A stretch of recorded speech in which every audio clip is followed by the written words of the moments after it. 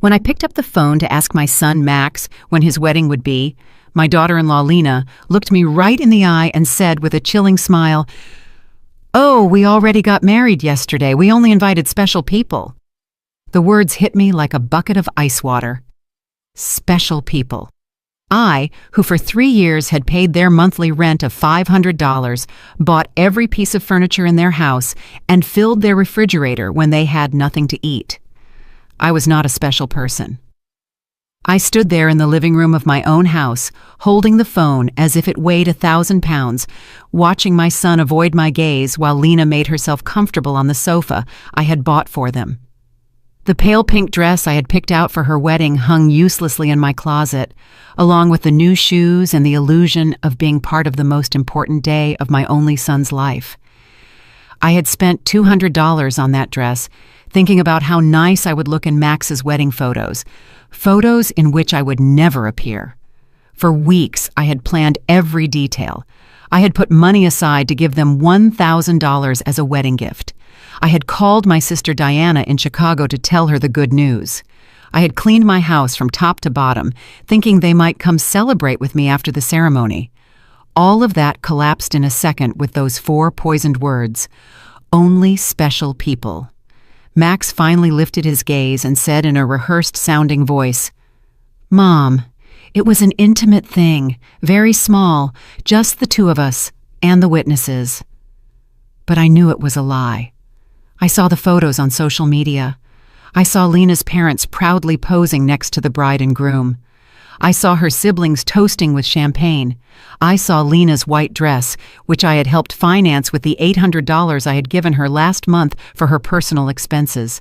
I saw everything I wasn't supposed to see. A week later, exactly 7 days after that humiliation, Lena called me with a completely different voice. She was no longer the confident woman who had excluded me from her wedding. Now she sounded desperate, almost pleading. "Renate, the rent is overdue. The landlord is pressuring us and says if we don't pay this week, he will kick us out. You forgot to make the transfer." Her voice trembled slightly, as if the world were ending. I was silent for a few seconds, remembering all the times I had run to the bank to make that transfer. All the times I had canceled my own plans to make sure they had a roof over their heads. All the times I had eaten beans and rice so I could give them money for their desires. And now, after they had excluded me from the most important moment of their lives, they had the audacity to call me as if nothing had happened. "Lena," I said with a calm that surprised even me, "didn't I warn you that I only help special people?" The silence on the other end of the line was so deep that I could hear my own heart beating.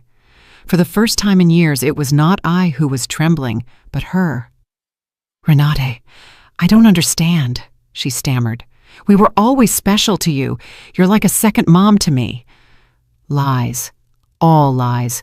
Wrapped in that sweet voice she only used when she needed something. The same voice she had used to ask me for money for the wedding dress, for the honeymoon, for the rings, which I had helped finance without knowing I would never see the ceremony where they were exchanged. For so many years, I had this constant feeling of walking on eggshells, weighing every word, every gesture, every gift, hoping to get a crumb of affection from my own son. I was the perfect mother, the obliging mother-in-law, the silent provider who never protested when they treated me like I was invisible. But that phrase, "only special people," awakened something in me that had been dormant for far too long. I had calculated in my head how much money I had spent on them in those 3 years. Between rent, food, gifts, emergencies, and whims, it was over $20,000. $20,000 I had taken from my retirement, from my savings, from the money my late husband had left, so I could live my last years in peace. And what was all that for? To be treated like a stranger on my own son's wedding day. That night after I hung up, I sat on my bed and cried. But they weren't tears of sadness. They were tears of anger, of accumulated frustration, of years of silently endured humiliation.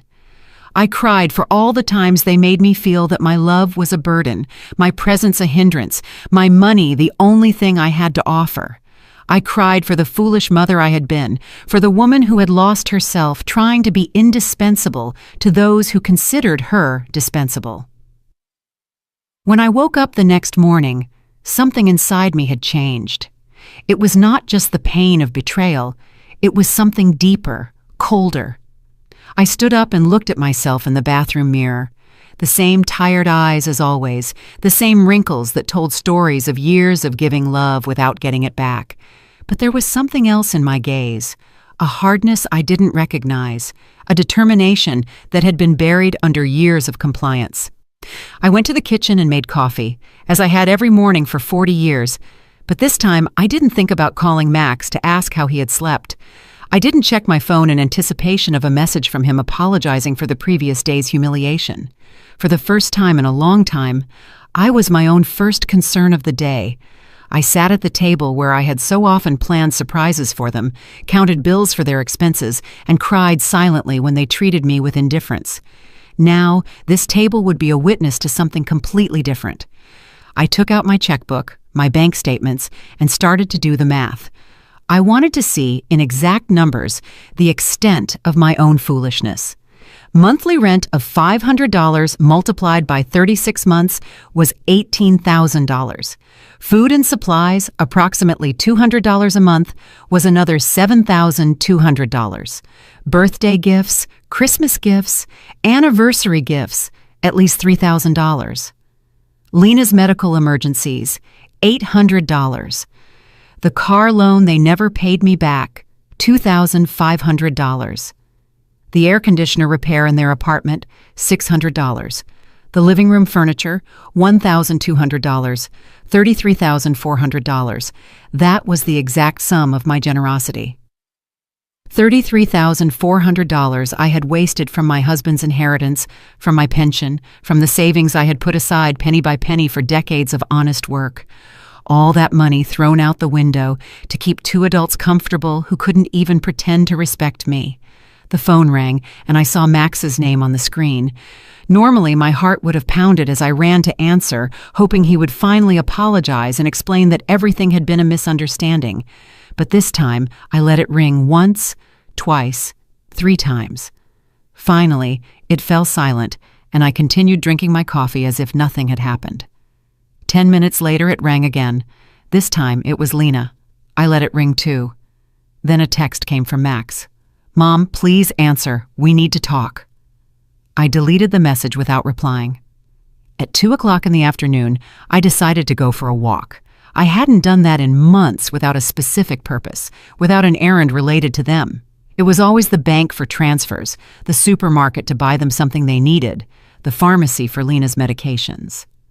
Today, I went for a walk just because I wanted to. I walked past the park where I had often taken Max as a child. I remembered that sweet boy who hugged me tight and said I was the best mom in the world. When had he become this man who treated me like an ATM with feelings? When did I start confusing love with money? When did I start to believe I had to buy my own son's affection? At the bank where I had so often made automatic transfers, I stopped in front of the door. The branch manager, Mr. Klein, saw me through the glass and waved. I had known him for years. He had processed every one of my transfers to Max and Lena. He had watched my account drain month after month to fill theirs. I went inside and walked directly to his office. "Mr. Klein," I told him, "I need to cancel the automatic transfers I have programmed." He looked at me, surprised. For 3 years, these transfers had been as regular as the sunrise. "Are you sure, Mrs. Richter? Did something happen?" His concern was genuine, more genuine than any interest Max had shown in me in recent months. "What happened is that I finally opened my eyes," I replied. "I want to cancel everything, and I also want information on how to protect my accounts. I don't want anyone else to have access to my money." While Mr. Klein processed the cancellations, my phone didn't stop ringing. Max, Lena, Max again. It was as if they had developed radar to detect when their source of income was in danger. I turned the phone off completely. "Mrs. Richter," Mr. Klein said as he handed me the papers. "I apologize for intruding, but in all these years, I have seen you be very generous with your family. I hope you are not being pressured to make these changes." His words touched me deeply. This man, who barely knew me beyond bank transactions, showed more genuine concern for my well-being than my own son. "I'm not being pressured, Mr. Klein. On the contrary, I have finally stopped pressuring myself." When I left the bank, I felt strangely light, as if I had left an enormous burden in that office.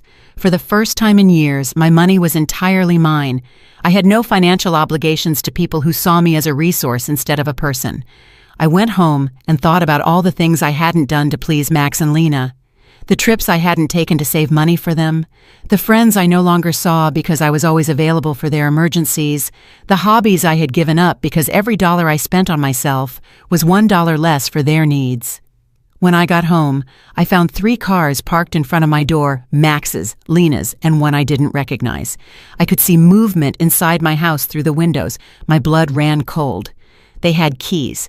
I had given them keys because I trusted them, because I thought they would one day take care of me just as I had taken care of them. I took a deep breath before opening the door. It was time for the first real confrontation of my new life. I opened the door to my house and saw a scene I will never forget. Max was sitting on my sofa with his head in his hands. Lena was pacing back and forth like a caged animal, and an older man I didn't know was going through papers on my dining table. My papers, my personal documents. "What is happening here?" I asked in a voice that sounded louder than I expected. All 3 of them looked at me as if I were the intruder in my own house. Lena was the first to speak, and her voice had that desperate urgency I had already heard on the phone. "Renata, thank God you're here. We need to talk. Mr. Fisher is from the law firm we consulted about your situation." "My situation?" The question came out of my mouth with a calm that surprised me. "What situation? I'm doing perfectly fine." Max finally lifted his head and looked at me with those eyes that once belonged to an innocent child and now only reflected financial panic. "Mom, we went to the bank and they told us you canceled all the transfers. Mr. Klein explained that you also blocked our access to your accounts. We don't understand why you did that." Mr. Fisher, a man in his 50s in a gray suit and a smile that didn't inspire confidence, approached me with an outstretched hand. "Mrs. Richter, I am Dr. Fisher, a family law attorney. Your children are concerned about your mental well-being and have asked me to assess the situation." I didn't shake his hand. Instead, I went directly to my dining table and collected all my documents that he had been reviewing without my permission. "These are my private papers. You have no right to look at them without my consent." "Mom," Max interjected with that condescending voice he had perfected in recent years, "we're worried about you. Your behavior has been very strange lately. First, you financially cut us off without an explanation. Then you don't answer our calls. We think you might need professional help." Lena approached and tried to take my hand with that fake tenderness she reserved for moments when she needed something. "Renate, honey, we know you're under a lot of stress. Maybe the loneliness is affecting you more than you think. At your age, episodes of confusion are normal." The word confusion echoed in my head like an alarm bell. Now I understood why they had brought the lawyer. It wasn't about helping me. It was about declaring me mentally incompetent and taking control of my finances. The same woman who had told me they only invited special people to their wedding was now treating me like a senile old lady. "I am not confused," I said with a firmness that silenced everyone. "I am clearer than I have been in years, and you are going to leave my house right now." Mr. Fisher interjected with that professional voice lawyers use when they want to sound reasonable. "Mrs. Richter, I understand you feel overwhelmed, but your children have a right to intervene if they believe your ability to make financial decisions is impaired. They have documented several concerning behaviors." Concerning behaviors.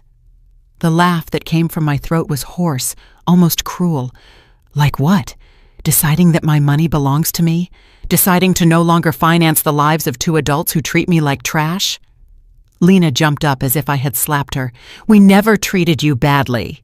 You are part of our family. Everything you have will belong to us one day anyway. We are just speeding up the process." There was the naked, unvarnished truth. Everything I had would one day belong to them. In their minds, I was already dead and they were just collecting their inheritance in advance. It didn't matter if I had 70 years or 70 days left. To them, I was just an ATM with legs that had become problematic. "Out," I said, pointing to the door. "All three of you get out of my house." Max stood up with that angry, childlike face he made when he didn't get his way. "Mom, we can't just leave. We have obligations. The rent, the car payments, the credit card you co-signed for. You can't just cut us off from one day to the next." "I can't?" My voice rose for the first time in the entire conversation. "Who says I can't? For years I have paid rent that wasn't even in my name. I filled a refrigerator in a house where I was not welcome. I financed a life that clearly had no place for me." Mr. Fisher took a folder from his briefcase and placed it on my table. "Mrs. Richter, we have prepared some documents that could facilitate this transition. A power of attorney that would allow Max and Lena to manage your finances more efficiently. This would just be temporary until you feel better." I took the folder and, without even opening it, threw it directly into the trash can. "The only transition that is going to happen here is yours to the front door." Lena started to cry, but they weren't tears of sadness. They were tears of frustration, of contained rage. "You can't do this to us, Renate. We were counting on you. We made plans based on your support. We bought things. We took on financial obligations because we knew we could count on you." "Obligations based on my money," I replied. "Not on my well-being, not on my happiness, not on my company, just on my money. And now that I have decided that my money is better used in my own life, I am suddenly a confused old woman who needs legal guardianship?" Max tried to approach me, but I took a step back. He was no longer the boy who ran into my arms when he had nightmares. He was a 35-year-old man who saw his mother as an obstacle between himself and a comfortable life financed by others. "Mom, we made mistakes," he said in a voice that was supposed to sound remorseful. "The wedding was a misunderstanding. Lena was nervous. I was under pressure. We can fix this if you just become reasonable again." Reasonable. The word tasted bitter in my mouth. Being reasonable means continuing to pay for your life while you treat me like a stranger. It means pretending it doesn't hurt to have been excluded from the most important day of my only son's life. Mr. Fisher packed his papers with the efficiency of someone who is used to having proposals rejected. "Mrs. Richter, this is not over. Your family has legal options. If you are indeed making irrational decisions due to mental health problems, a judge can determine that you need guardianship." His words were like a blow. I realized this was not just a manipulative family visit. It was a real legal threat. They wanted to declare me incompetent to manage my own affairs. "Mr. Fisher," I said, looking him directly in the eyes, "I suggest you do your research thoroughly before you threaten a 71-year-old woman who has managed her finances flawlessly for 40 years, who raised her son alone after the death of her husband, who ran a household and worked honorably until retirement, and who until last week financially supported two completely capable adults." Lena stopped crying and looked at me with a coldness that finally showed her true face. "This won't stay like this, Renate. We have rights and lawyers too." "Perfect," I replied. "Hire all the lawyers you want, with your own money, of course, because mine is no longer available to finance your legal tantrums." The three of them walked to the door with the wounded dignity of people who are not used to being told no. Before he went out, Max turned to me one last time. "Mom, this is going to end very badly for you. You're going to end up alone, with no one to take care of you when you really need it." "Max," I said with deep sadness, but also with crystalline clarity, "I am already alone. The difference is that now it's by my own choice, not by your neglect." As I closed the door behind them, I stood in my living room, surrounded by the most beautiful silence I had heard in years. It was the silence of freedom. That night, I couldn't sleep, but not out of sadness or regret, but out of adrenaline from having reclaimed control of my own life.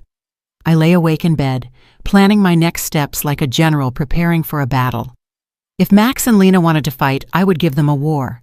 But it would be a war I would fight with intelligence, not with emotion. At 6 o'clock in the morning, I was already dressed and ready to go. My first stop was the office of attorney Mr. Weber, a man I had met years ago when I was handling my husband's will. Unlike Mr. Fisher, whom Max and Lena had brought, Mr. Weber had an impeccable reputation and specialized in protecting the rights of the elderly.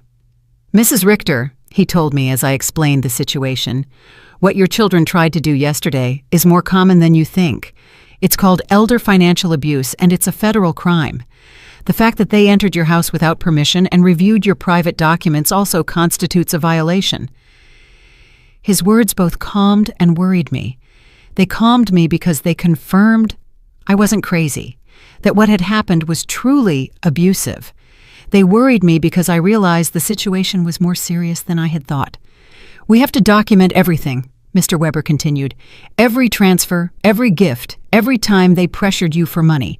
We will also change your will to protect your assets from future manipulation attempts." We spent 3 hours reviewing my financial records. Mr. Weber whistled when he saw the total sum: $33,400 in 3 years. "Mrs. Richter, with this money, you could have lived comfortably, traveled, and enjoyed your retirement. Instead, you completely financed the lives of 2 adults who didn't even respect you enough to invite you to their wedding." When I left Mr. Weber's office, I had a complete plan. First, I would change all the locks on my house. Second, I would install a security system with cameras to protect myself from future surprise visits. Third, I would open a new bank account at a different bank where they had no contact. And fourth, I would start living the life I had postponed for years. My next stop was the hardware store. The owner, Mr. Summer, had known me for years because I was always buying things to fix Max and Lena's apartment. This time was different. "Mrs. Richter, what brings you here today? Another emergency with your son?" he asked with the familiarity of a person who had silently witnessed my wasted generosity. "No, Mr. Summer. This time it's for my own house. I need to change all the locks, and I want them to be of the best quality." He looked at me, surprised, but asked no questions. While I was choosing the locks, his son Ethan, who installed security systems, came by. It was Providence in action. "Ethan," I told him, "I also need to install surveillance cameras, the complete system. The price is not an issue." While they were preparing everything for the installation the next day, I received a call from an unknown number. It was Lena calling from someone else's phone because I had blocked her number after the previous day's confrontation. "Renate, it's Lena. Please don't hang up. We need to talk like civilized adults." "Speak," I said dryly. "Listen, I understand you're upset about the wedding. It was a mistake. Max and I have talked about it, and we want to make it up to you. How about we have a special dinner to celebrate our wedding with you? We can do it at your house, cook together like we used to." The manipulation in her words was so obvious that I almost had to laugh. "Lena, how much rent do you owe exactly?" The silence on the other end confirmed that I had hit a nerve. Well, it's 2 months, $1,000 total. But I'm not just calling for that, Renate. We really miss you in our lives." "Do you miss me or my money?" I asked directly. "Both," she replied with a surprising honesty. "Renate, I won't lie to you. Yes, we need your financial help, but we love you too. You're important to us." "If I'm so important," I said, "why wasn't I important enough to be at your wedding? Why am I not important enough to get a call that doesn't ask for money? When was the last time you called me just to ask how I was doing?" Another silence. We both knew the answer. Never. "Lena, I'm only going to explain this to you once. For 3 years, you have treated me like an ATM with feelings. You used me. You ignored me. You humiliated me, and finally, you insulted me in the worst possible way. Now that the money is running out, you suddenly discover you love me." "Renat, please." I cut her off. "There is no please. You made your choice when you decided I wasn't special enough to be at your wedding. Now I'm making mine." I hung up and turned the phone off completely. I didn't want any more interruptions on my day of liberation. That afternoon, I went to the beauty salon I hadn't been to in over a year. I always canceled my appointments because Max or Lena needed something urgent, or because the money I had set aside for myself became an emergency for them. "Mrs. Richter?" my favorite hairstylist Cynthia called out. "What a surprise! I thought you had forgotten us." "I didn't forget you, Cynthia. I just forgot that I also deserve to be pampered." I treated myself to the full treatment: cut, color, manicure, pedicure. For the first time in years, I spent money on myself without feeling guilty. While Cynthia worked on my hair, she told me about her life, her children, her dreams. It was refreshing to have a conversation that didn't revolve around Max and Lena's needs. "You look beautiful, Mrs. Richter," she said when she was done. "But more than that, you look free. Did something good happen?" "Yes, Cynthia. I finally learned to say no." When I got home that afternoon, there was a car in front of my door that I didn't recognize.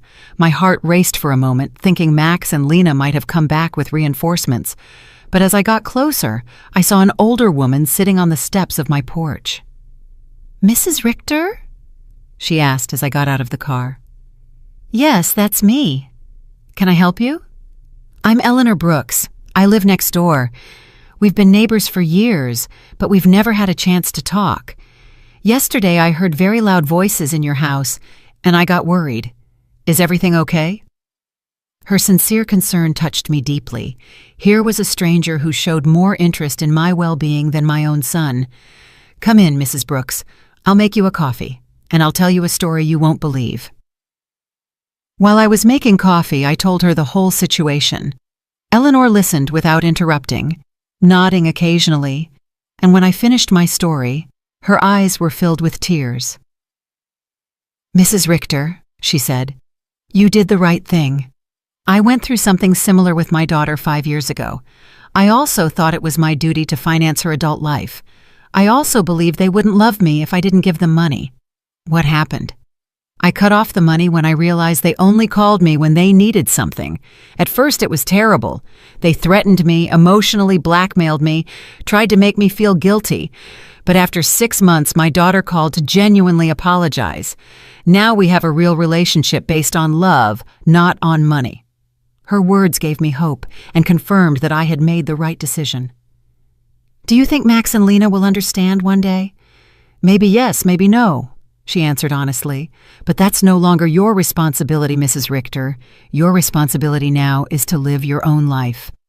That night, for the first time in 3 years, I went to bed without worrying about whether Max and Lena had money for rent, for food, for their whims. I went to bed thinking about myself, my plans, my future, and I slept better than I had in years. The next day, Ethan and Mr. Summer came at 8 in the morning to change the locks and install the security system.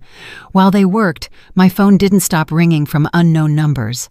Lena was still trying to contact me from different phones, but I had developed a new skill: completely ignoring calls that didn't suit me. "Mrs. Richter," Ethan said as he installed the cameras, "this system will give you absolute peace of mind. You can see from your phone who is coming to your house, even when you're not here. And if someone breaks in without permission, an alert is automatically sent to the police." The irony was not lost on me. I was installing a security system to protect myself from my own son, but it didn't hurt as much as it used to. It was simply a practical measure to maintain my newfound peace. While they were working, I decided to do something I hadn't done in years: call my sister, Diana, in Chicago. We had lost touch because every time we talked, I would tell her about Max and Lena's successes, about how much money I had spent on them, about how proud I was to be able to help them. I now realized that our conversations had become financial reports disguised as family news. "Renate," Diana answered, surprised. "Sister, how are you? We haven't spoken in months." "I'm good, Diana. Better than good. I'm calling you to tell you that I've finally come to my senses. I told her the whole story from the beginning, the secret wedding, the humiliation, the visit with the lawyer, my decision to cut off the funding. Diana listened to me in silence, and when I was done, her answer surprised me. Renate, sister, it was about time. Every time we spoke, it broke my heart to hear you brag about how much money you gave them, as if love could be measured in dollars. I wanted to tell you something, but I didn't know how. What did you want to tell me? That Max never spoke lovingly about you when I saw him at family gatherings. It was always, my mom helped me with this, or my mom bought me that, but never, I miss my mom, or I love my mom. It was as if you were a service provider, not a person. Her words hurt, but it was a necessary pain, like when a doctor cleans an infected wound. It hurts, but it's part of the healing. You know what else I noticed? Diana continued. Lena always spoke about you in the future tense. When Renate is no longer here, we can remodel her house, or when we inherit, we will invest in the business, as if they were waiting for you to die to really live. This revelation hit me like a bucket of ice water. They didn't just see me as an ATM, they saw me as a temporary obstacle between them and their money. While I was trying to make them happy, they were planning their future without me. After talking with Diana, I sat in my kitchen, processing all this information. Years of marriage to a man who truly loved me, 35 years of raising my son alone after my husband's death, and 3 years of financing 2 adults who saw me as a $100,000 obstacle. The doorbell rang, and on the new cameras, I saw it was Eleanor, with a mug in her hands. I opened the door, and she handed me a fresh brewed coffee. I thought you might need some company after everything you told me yesterday, she said, with that sincere smile I had already come to appreciate. We sat in my living room, and Eleanor told me more details from her own experience. My daughter said the exact same thing to me that Lena says to you. You're like a second mom to me. We're special to you. Everything will be ours one day anyway. Those are rehearsed phrases, Mrs. Richter. They learn them from the Emotional Manipulation Handbook. Do you think such a handbook exists? I asked half-jokingly. Not officially, but it seems everyone reads from the same book. Chapter 1 is Make Her Feel Indispensable. Chapter 2 is Create Constant Financial Emergencies. Chapter 3 is When She Resists, Question Her Mental Health. We laughed, but it was a bitter laugh. It was both funny and tragic to recognize such predictable patterns in our own children's behavior. Did you ever feel guilty for cutting off the money? I asked Eleanor. Every single day for the first 3 months, she answered honestly. But then I started to see the results. My daughter had to get a second job. Her husband stopped playing golf every weekend and started looking for extra work. They learned to live within their means, and more importantly, they learned that I was a person, not a resource. That afternoon, I decided to do something I had postponed for years: visit my husband's grave. I always made excuses not to go because Max or Lena needed something urgent, or because the taxi fare was better invested in one of their emergencies. The cemetery was quiet and beautiful. Robert's grave looked a bit neglected because I hadn't been there to clean it in months. I sat on the grass next to his headstone and talked to him as if he were alive. Robert, my love, I think I lost myself for a while. After you left, I put all my energy into Max. I wanted to be the best mother in the world, thinking somehow he would grow up without a father. But I think in the process, I forgot to be myself. The wind blew gently, and for a moment, I felt like he was listening to me. Our son has become someone I don't recognize. Or maybe he was always like this and I didn't want to see it. His wife is, well, you know how she is. The money you left for me to live peacefully, I spent it taking care of them. But not anymore, my love. I have learned. I cleaned his grave, replaced the withered flowers with new ones, and stayed there for another hour, simply enjoying the peace. For the first time in years, I was not in a hurry to get home to solve a crisis for Max and Lena. When I got home, there were 3 cars parked in front of my door again. My heart raced, but this time I was prepared. The cameras showed me that it was Max, Lena, and two other people I didn't recognize. Everyone seemed agitated, talking to each other and pointing at my house. I didn't get out of the car. Instead, I called Mr. Weber, my lawyer. "Mr. Weber, they are at my house again. This time they've brought more people. What should I do?" "Don't get out of the car, Mrs. Richter. I'll be there right away and I'll call the police. After our conversation yesterday, I requested a temporary restraining order. They are not allowed to be on your property." Minutes later, Mr. Weber and two police patrol cars arrived. I watched the officers talk to Max and Lena, saw my son gesticulate angrily, saw Lena crying again, but this time her tears did not move me. One of the officers approached my car. "Ma'am, you can get out safely. Your visitors are going to leave immediately." As I got out of the car, Max shouted at me from the street, "Mom, this is ridiculous. We're your family. You can't call the police on your own son." "Max," I replied with a calm that surprised even me, "family doesn't threaten lawsuits for mental incompetence. Family doesn't break into people's homes without permission. Family doesn't treat their mothers like ATMs." Lena screamed from across the street, "You're going to pay us everything you owe us. We have bills you co-signed for. You can't just abandon us like this," Mr. Weber interjected. "Mrs. Brooks, any future communication must be through my office, and I suggest you consult with an attorney before making collection threats, because my client has full documentation of all the payments she voluntarily made for 3 years." I watched them drive away in their cars, defeated but not giving up. I knew this wasn't over, but for the first time in this situation, I felt confident. I had professional help. I had emotional support from Eleanor.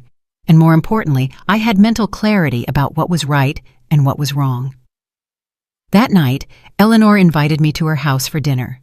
I met her daughter, who was visiting, and I was able to see with my own eyes what a healthy family relationship looked like. They spoke respectfully to each other, asked sincerely about each other's lives, and laughed together. The daughter didn't ask for money once the entire evening. "I wanted that with Max, too," I confessed to Eleanor after her daughter had left. "And maybe you'll get it one day," she replied. "But first, he has to learn that you are a person who deserves respect, not just a source of income." For the first time in weeks, I went to bed feeling hopeful about the future. The next few days were strangely peaceful. The surveillance cameras showed me that Max and Lena were driving past my house several times a day. Sometimes slowly, sometimes they parked for a few minutes, but without getting out. It was as if they were studying my routine, looking for the perfect moment for their next move. Mr. Weber had advised me to document every one of these visits, so I kept a detailed log with the date and time. "Their persistence will work in our favor," he had said. "Every time they show up after we've told them not to approach, it strengthens our case for a permanent restraining order." On Friday morning, I was calmly having breakfast when the doorbell rang. The cameras showed me a very well-dressed young woman with a folder in her hands and a professional smile. I didn't recognize her, but something about her posture told me it was not a social visit. "Good morning, Mrs. Renati Richter," she said as I opened the door. "I am a social investigator from the Office of Senior Services. We have received a report that you may be in an at-risk situation and we need to conduct a wellness check." My blood ran cold. Max and Lena had escalated the situation. It was no longer just threats from private lawyers. Now they had involved the government. "Can I see your ID?" I asked, trying to stay calm. "Of course." She showed me an official ID that looked genuine. "I am social worker Mrs. Schmidt. Can I come in and talk to you?" I let her in, knowing that a refusal would have been worse for my case. Mrs. Schmidt sat down in my living room and took a form out of her folder.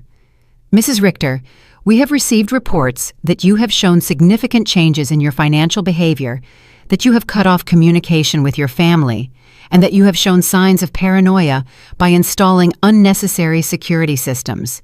We were also told that you have refused medical and legal help from your loved ones." Every word had been carefully chosen to make me sound like a mentally disturbed old woman. I recognized Lena's handwriting in the wording. She had always been skilled at manipulating words to get what she wanted. "Miss Schmidt," I said with all the dignity I could muster, "I would like to call my lawyer before answering any questions." Ma'am, this is not a legal interrogation. It's a wellness check. If you have nothing to hide, it should not be a problem to speak with me. The phrase, "if you have nothing to hide," infuriated me. It was the same logic abusers used to justify their invasions. If you're innocent, you shouldn't complain about your privacy being violated. Miss, I'm calling my lawyer. You can wait here or come back another day, but I will not answer any questions without legal representation present. I called Mr. Weber, and he was there within 20 minutes. When he came in and saw the social worker, his expression hardened. "Miss Schmidt," he said after checking her ID, "I hope you have a court order to be here, because my client is under my legal representation, and any unauthorized investigation constitutes harassment." "Sir?" Mrs. Schmidt replied with less confidence than before. "We have reports from concerned family members about the lady's well-being. It's our duty to investigate." "What family?" Mr. Weber asked dryly. "The same family that tried to get her to sign a power of attorney without representation, the same family that broke into her house without permission and checked her private documents, the same family that excluded her from important events while living off her money?" Mr. Weber took a folder from his briefcase and placed it on the table. "Here, I have complete documentation of my client's financial and emotional abuse. $33,400 that were withdrawn from her accounts in 3 years. Systematic social exclusion and emotional blackmail. If someone needs to be investigated here, it is not my client." Mrs. Schmidt reviewed the documents with growing discomfort. It was obvious that the information she had been given did not match the reality she had in front of her. "Mrs. Richter," she said finally, "can you explain to me why you so abruptly stopped financial support for your son?" "Because I finally discovered they were using me," I replied simply. "Because I realized that to them, I wasn't a mother, but a bank account. Because I was tired of financing the lives of people who saw me as an obstacle." "But don't you feel it's your responsibility to help your family?" The question outraged me. "Miss Schmidt, my responsibility as a mother was to raise my son until he was 18, to educate him, and to give him the tools to be an independent adult. My son is 35 years old, married, and perfectly capable of supporting himself. Financing his adult life is not my responsibility. It is my choice, and I have chosen not to do so anymore." Mr. Weber interjected. "Miss Schmidt, would you consider it normal for a 35-year-old adult to be unable to pay his own rent without the help of his 71-year-old mother?" Mrs. Schmidt did not answer right away. I could see she was reevaluating the entire situation. "Mrs. Richter," she asked after a moment, "do you manage your own finances completely? I can show you my bank statements, my investments, my tax payments. Everything is current and in order. Do you live independently? As you can see, I keep my house clean. I take care of myself physically. I drive my own car. I have healthy social relationships with my neighbors. Do you take any medication?" "Just vitamins and occasionally aspirin. I don't have any medical conditions that require medication." Mr. Weber added, "My client has just undergone extensive medical exams as part of our legal process. She is in perfect mental and physical condition." Mrs. Schmidt closed her folder and sighed. "Mrs. Richter, based on this conversation and the documentation I have reviewed, I see no indication that you are at risk or in need of intervention. I will close this case." After she left, Mr. Weber and I remained silent for a few minutes. "Renat," he said finally, "this is going to continue to escalate. Max and Lena are spending money they don't have to hire professionals to try to have you declared incompetent." "Does that mean they are desperate?" "It means that exactly. What else can they do?" "They can file a lawsuit for incompetence. It's expensive and hard to win, but if they find a sympathetic judge and a psychiatrist willing to testify in their favor, they could get a guardian assigned." The thought terrified me. "They could take control of my money?" "They could try, but we have solid evidence that you are completely competent and that they are motivated by greed and not by genuine concern." That afternoon, I called Diana to vent.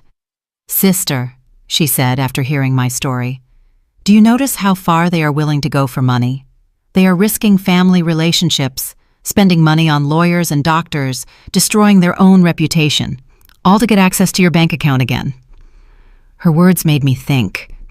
Max and Lena had completely revealed their true nature. There was no going back. There was no possibility of a genuine reconciliation. To them, I had never been a mother or a respected mother-in-law. I had always just been money on legs. This revelation, although painful, was also liberating. I no longer had to wonder if I was making the right decision. I no longer had to feel guilty for protecting myself. They had proven for themselves that my emotional and physical well-being was less important to them than my money. That evening, Eleanor came to visit with a surprise. She had invited her friends from the garden club to meet me. "Renate," she introduced me. "These are my friends Cynthia, who you already know from the salon, Maria, Carmen, and Elfrida. We have all been through similar situations with abusive family members." We spent the evening sharing stories. Maria had had to set boundaries with a brother who constantly asked her for money. Carmen had cut off her relationship with a daughter who only visited when she needed money. Elfrida had had to change her will after she found out her grandchildren considered her their retirement plan. "What hurts me the most," I confessed, "is not losing the money I gave them, but realizing that I never had the love I thought I had." "Renate," Elfrida said with the wisdom of her 80 years, "true love cannot be bought or sold. If you had to pay for it, it was never real." Her words were balm for my wounded soul. She was right. I had bought attention, not love. I had financed an illusion. "You know what I've discovered?" I said to my new friends. "That loneliness, surrounded by people who don't love you, is worse than being lonely on your own. At least now, when I am alone, I am in good company." Everyone laughed, and we toasted to our newfound wisdom. That night, after my new friends had left, I sat in my garden, thinking. The stars shone brighter than ever, or perhaps I was seeing them with clearer eyes. For the first time in my adult life, I was completely alone financially. I had no dependents, no financial obligations to anyone but myself. And instead of scaring me, this reality excited me. I could travel when I wanted. I could remodel my house. I could buy myself nice clothes. I could donate to charities that were important to me. I could invest in my own future instead of financing the present of ungrateful people. Freedom tasted like hope, and for the first time in years, I wanted to plan my future. A month after the psychiatrist's visit, I thought I had finally won the war. I had settled into a beautiful routine. I calmly had breakfast and read the newspaper. I tended to my garden, had lunch with Eleanor or one of my new friends, and in the afternoons, I devoted myself to activities I had given up for years. I had started painting again, something I was passionate about before I became Max and Lena's personal financier. But on a Thursday morning, while I was painting flowers on my new easel, Mr. Weber came to my house with a grim expression that made my blood run cold. "Renate, we need to talk. Max and Lena have filed a formal lawsuit for mental incompetence in family court. They are requesting to have a legal guardian assigned to you." The words fell on me like stones. I knew it was a possibility, but hearing it out loud made it terrifyingly real. "Does that mean they can take control of my money?" "If a judge determines that you are unable to manage your affairs, yes, he could place Max as your legal guardian, which would give him full control over your finances." I sat down heavily on my sofa, feeling the weight of the deepest betrayal I had experienced in my life. My own son was trying to legally declare me incompetent to steal my money. "Mr. Weber, what evidence could they have? You yourself have seen that I am completely competent." "They have statements from 3 witnesses who claim you have behaved erratically. They also submitted unpaid doctor's bills that you supposedly didn't pay, and medications that you supposedly hoarded without taking them." "But that's a lie. I don't have any outstanding doctor's bills or hoarded medications." "I know, Renate, but they have fabricated convincing evidence. They also have the statement from Dr. Lehman, who states that you refused to cooperate with a psychiatric evaluation, which they interpret as proof of mental decline." The manipulation was diabolical. They had turned my refusal to undergo an unnecessary exam into proof of a mental illness. They had used my instinct to protect myself from them as proof that I needed protection. "Who are the 3 witnesses?" Mr. Weber looked through his documents. Lena, of course, a neighbor named Mr. Davis, and someone who claims to be your pharmacist, Mr. Green. Mr. Davis was the neighbor across the street, an unpleasant man who had always had problems with me because my friends sometimes parked in front of his house. Mr. Green was indeed my pharmacist, but I didn't understand what he could have against me. "I need to talk to Mr. Green," I told Mr. Weber. "Something's not right." We went to the pharmacy together that afternoon. Mr. Green received me, surprised and nervous. "Mrs. Richter, it's good to see you. How are you?" "Mr. Green, I was told you signed a statement saying I show erratic behavior with my medications." His face turned red as a tomato. "Mrs. Richter, your daughter-in-law came in a few weeks ago and asked about your medications. She said she was worried because you were acting strangely." "And what did you tell her?" "I explained to her that you only buy vitamins and occasional aspirin, that you don't have any regular medical prescriptions, but she insisted that this was proof that you weren't taking adequate care of your health." Mr. Weber interjected. "Mr. Green, did you sign a paper?"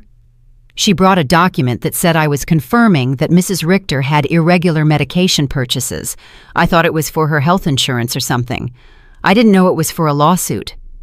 My own pharmacist had been tricked into signing something he didn't fully understand. Lena's manipulation knew no bounds. "Mr. Green," I said, "I need you to write a statement explaining exactly what happened and clarifying that I have no problems with medications." "Of course, Mrs. Richter, I am terribly sorry for this misunderstanding." After the pharmacy, we went to confront Mr. Davis. When we knocked on his door, he received us with obvious hostility. "What do you want, Mr. Davis?" Mr. Weber said. "I understand you signed a statement about my client's behavior." "And you're right, I did. That woman is crazy. She's been acting strange for weeks." "Can you be more specific about the behaviors you observed?" "Installing cameras as if she lived in a war zone, having strangers visit all the time, yelling at her family in the street." I realized Mr. Davis had taken everything out of context. The cameras had been installed for protection. The strangers were my new friends. The yelling was me defending my house from Max and Lena's invasions. "Mr. Davis," I said, "do you know why I installed the cameras?" "No, and I don't care." "To protect myself from my son and daughter-in-law, who broke into my house without permission and threatened me." "That's what a crazy person would say," he replied cruelly. There was no way to reason with him. His statement was based on superficial observations, maliciously interpreted. That evening, Mr. Weber and I sat down to plan our defense. "Renate, we need our own psychiatric evaluation. I have a colleague, Dr. Moore, who is an expert in assessing mental capacity. She can officially confirm that you are completely competent." "What if Max and Lena have bribed the judge? What if none of this matters because they have already decided to declare me incompetent?" "Renate, the legal system is not perfect, but it's not completely corrupt either. We have solid evidence of your mental competence and their financial motivations. We are going to fight this." The next day, I went to my appointment with Dr. Moore. She was a woman in her 50s with kind but astute eyes. "Mrs. Richter, I'm going to ask you a series of questions and tests to assess your mental capacity. Take your time and answer honestly." For 2 hours, she asked me questions about my memory, my reasoning ability, my financial understanding, my emotional health. She also gave me cognitive tests and asked me to solve mathematical and logical problems. "Mrs. Richter," she said at the end, "your results are well above average for your age. You are not only mentally competent, but your cognitive function is excellent." "Doctor, why do you think my family is doing this?" "Based on what you've told me and the documents I've reviewed, this seems to be a classic case of elder financial exploitation. Unfortunately, it's more common than people think." I left the consultation feeling validated, but also sad. The professional confirmation of my mental health was a relief, but it also confirmed that the lawsuit was real and necessary. That afternoon, Eleanor organized an emergency meeting with all our friends from the garden club. When I told them about the incompetence lawsuit, everyone was outraged. "Renate," Maria said, "we will testify in your favor. We have been with you for weeks, and anyone can see that you are doing great." "Better than great," Cynthia added. You are clearer and stronger than many 40-year-old women I know." Elfrida, with her 80-year-old wisdom, took my hands. "Renate, my dear, what your children are doing is nothing new. For generations, greedy children have tried to declare their parents insane to get their money. But you have something many of these victims didn't have: documentation, legal support, and friends who can testify for you."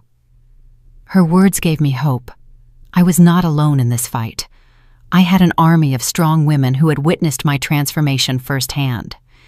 "You know what the saddest thing about all this is?" I said. "That Max and Lena are willing to destroy any future possibility of reconciliation for money. Even if I were willing to forgive everything so far, there's no going back from this." "And maybe that's for the best," Cynthia replied. "At least now you know exactly who they are and you can act accordingly." That night, for the first time since this nightmare began, I really cried. Not out of sadness, but out of grief. I said my final goodbye to the son I thought I had, to the dream of a loving family, to the illusion that unconditional love was reciprocated. But something new also emerged within me, an iron determination not to let myself be stripped not only of my money, but also of my dignity and my freedom. The war had officially begun, but I was ready to fight. The trial came 3 weeks later. I woke up early, put on my best black suit, and looked at myself in the mirror with a determination I had never felt before. Today, not only my mental capacity would be judged, my dignity as a person, my right to live free from abuse, my value beyond my bank account would be judged. Mr. Weber came at 7 in the morning to go over our strategy one last time. "Renate, remember, the burden of proof is on them. They have to prove that you are incompetent. We just have to show that you are not." "And what if the judge is already biased?" "Judge Miller has a reputation for being fair. I researched his past cases, and he doesn't automatically favor families.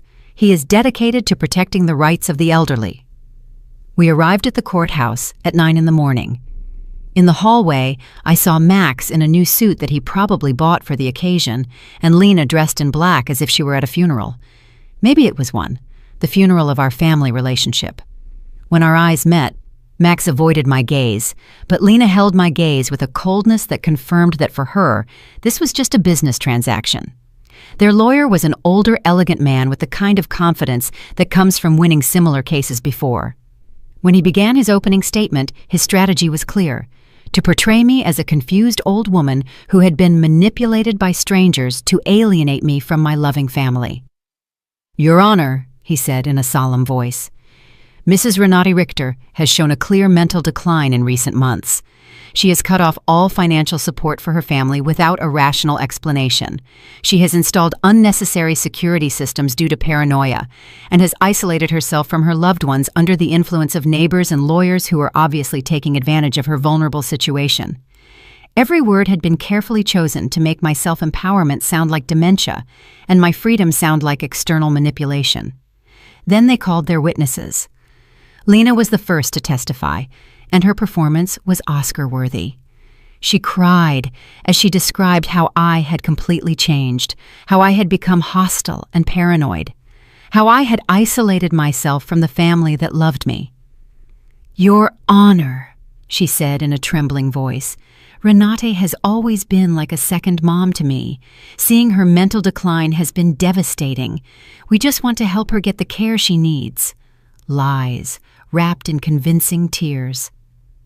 When Mr. Weber cross-examined her, the cracks in her story began to become visible.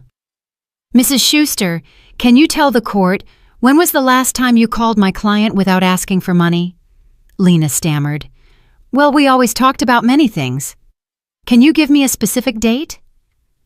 "I don't remember exact dates." "Is it true that you and your husband got married without inviting my client?" "It was a very small ceremony." "Is it true that when my client asked about the wedding, you told her that you had only invited special people?" Lena's face turned red. Those words were taken out of context. What would be the right context to tell your mother-in-law that she is not a special person? She couldn't answer convincingly. Max was next.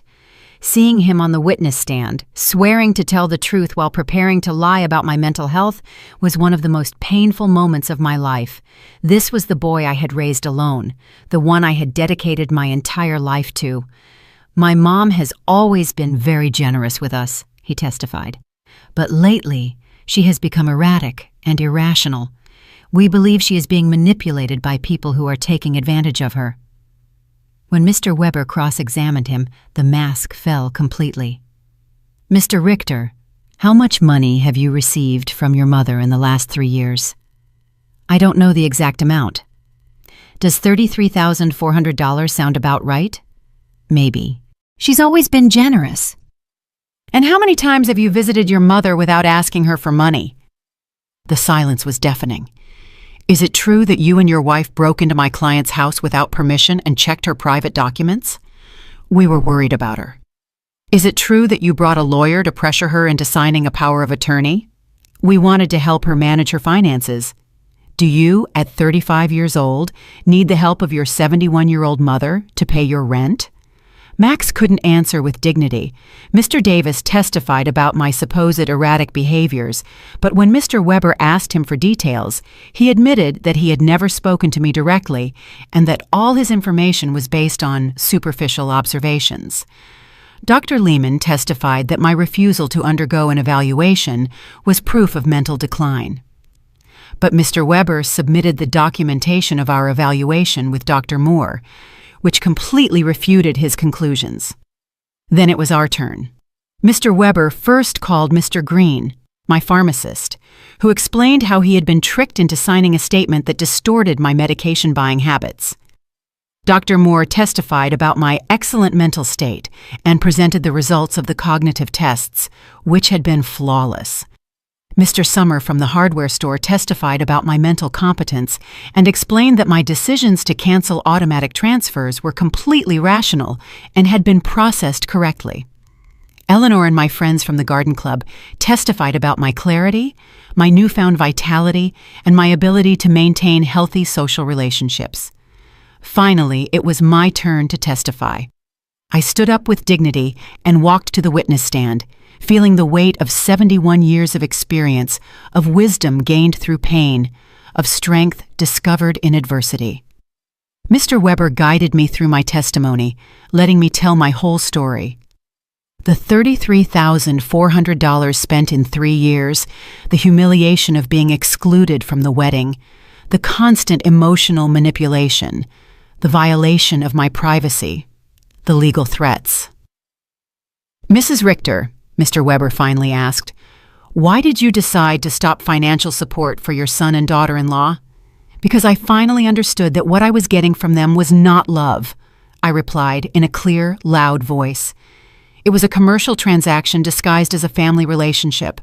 My money was welcome, but I, as a person, was not. Do you regret your decision? I only regret that it took me so long to make it. Max's lawyer tried to make me appear confused during his cross-examination, but I answered every one of his questions with clarity and precision. When he tried to imply that my new friendships had manipulated me, I explained to him that for the first time in years, I had relationships based on mutual respect and not on financial interest. In his closing argument, Max's lawyer insisted that I was a victim of external manipulation. Mr. Weber's rebuttal was devastating. Your Honor, what we have seen here is not the case of an incompetent old woman, but that of a woman who has finally found the strength to free herself from years of financial and emotional abuse. The plaintiffs have presented no real medical evidence of mental incompetence. What they have presented is frustration, because their source of income has decided to exercise her legal and moral right to protect her own resources. Judge Miller retired to deliberate for 2 hours that felt like 2 years. When he came back, his expression was serious but clear. After reviewing all the evidence presented, he began, it is obvious to this court that Mrs. Renate Richter is in full possession of her mental faculties. Professional psychiatric evaluations confirm her cognitive competence. Her financial decisions, as painful as they may be for her family, are completely rational and within her rights. My heart began to beat faster. Furthermore, the judge continued, the evidence suggests that this lawsuit is motivated by financial interest rather than by genuine concern for Mrs. Richter's well-being. The court completely denies the request for guardianship. I had won. I had not only won the lawsuit, but also my freedom, my dignity, my right to live free from the abuse of those who supposedly loved me. When we left the courthouse, I saw Max and Lena talking angrily with their lawyer. Lena gave me a look of pure hatred before she walked away. Max looked at me one last time, and for a second, I saw something that could have been regret, but it was already too late. That night, Eleanor organized a celebration at my house with all our friends. We toasted to justice, to freedom, to the sisterhood of strong women who support each other. Renata, Elfrida told me, today you didn't just win a trial, you won back your life. She was right. For the first time in years, the future was completely mine. I could travel, I could love, I could create. I could live without fear, without guilt, without manipulation. 3 months later, I sold my house and moved to a beautiful apartment near the city center. I donated half of my money to organizations that protect the elderly from family abuse. With the other half, I began to live the life I had always wanted. I traveled through Europe, took art classes, and joined volunteer groups. I never heard from Max and Lena again. I heard from others that they had to move to a smaller apartment and that Lena had found a job for the first time in years. Perhaps the adversity would teach them what my generosity never could, the value of honest work and independence. Some nights, when I look at the stars from my new balcony, I think about the woman I was a year ago, fearful, manipulated, believing I had to buy love. That woman is dead, and in her place, someone has been born who has understood a fundamental truth. True love never has a price, and freedom is never too expensive. My name is Renate. I am 72 years old, and I have finally learned that the most important person I have to love and protect is myself. If you liked my story, you can support me by making a donation so I can write more stories. Thank you in advance. And you, what would you do in this person's place? I would love to hear your opinion, so please share it with me in the comments. I'm always curious about what you all think. And also write me where you heard this story. For more life stories like this, like the video, and subscribe to my channel. There are many other stories waiting for you. With heartfelt greetings until next time, M.